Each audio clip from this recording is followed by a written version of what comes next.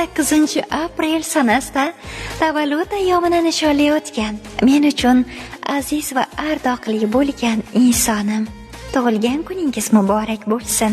Ilohim umringiz chinordek uzun, biskvit tortlaridek totli va mazali bo'lsin.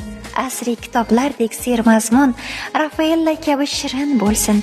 Hayotingizdan baxt, ostonangizdan omad, uyingizdan xayr va barokat, qalbingizdan mehr muhabbat arimasin.